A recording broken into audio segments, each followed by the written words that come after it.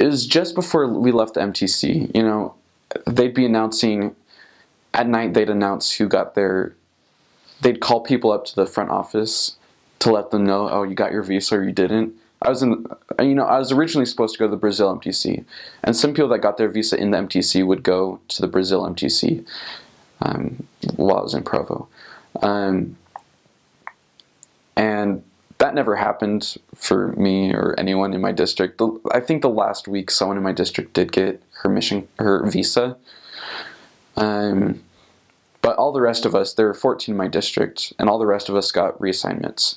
So it was like the last week, and we get this paper, and we all, one day, we just open up our reassignments, and everyone else was going to, like, there were groups of people going to other reassignment areas, but I was the only one going to the West Virginia Charleston mission. And I think I was kind of expecting the same kind of experience when I opened my original mission call, you know, that kind of spirit. I didn't feel this, how do I say this? It wasn't the same kind of like, wow, yeah, this is where I'm supposed to go. But I felt like a calm reassurance. And it was funny because I was in the MTC and there's this kid I had known from before randomly. Anyway, we were passing each other in the hall, and he was also going to Brazil. And I asked him if he had gotten his reassignment, and he found out that he got his visa. And well, I said, well, I just got reassigned to the West Virginia Charleston mission. You know, I was excited. And I'll always remember he looks at me and was like, man, that sucks.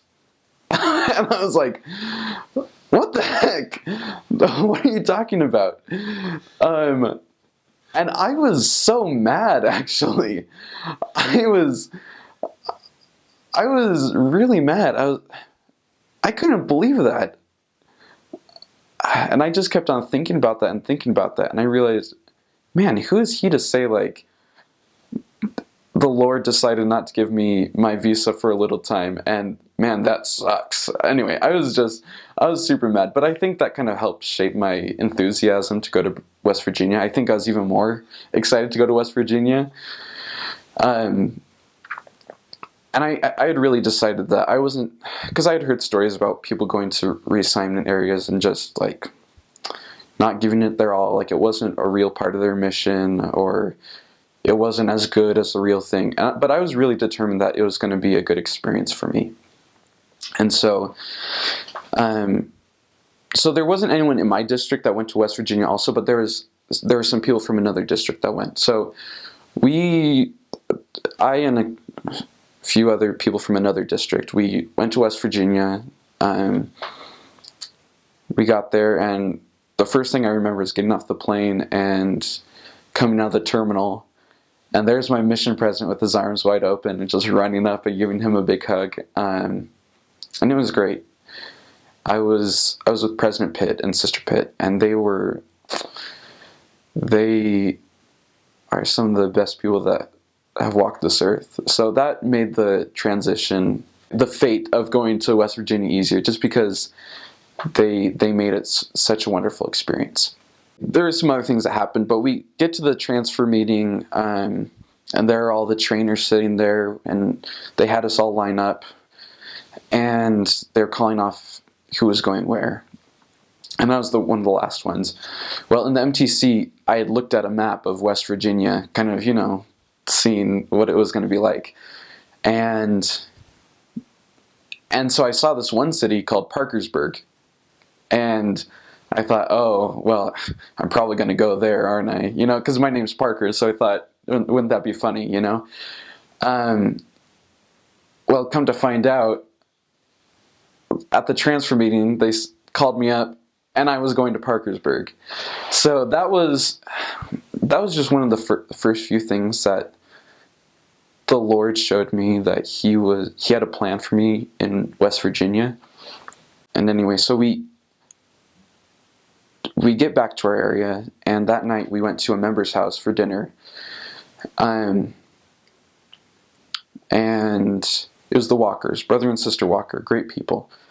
And there was only one person that I ever met from West Virginia, It was a girl I home taught my freshman year of college.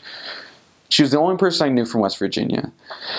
And anyway, we get to the Walker's house, and we're just talking, normal conversation, and they mention someone with this girl's last name, and I think, I wonder if they know who she is.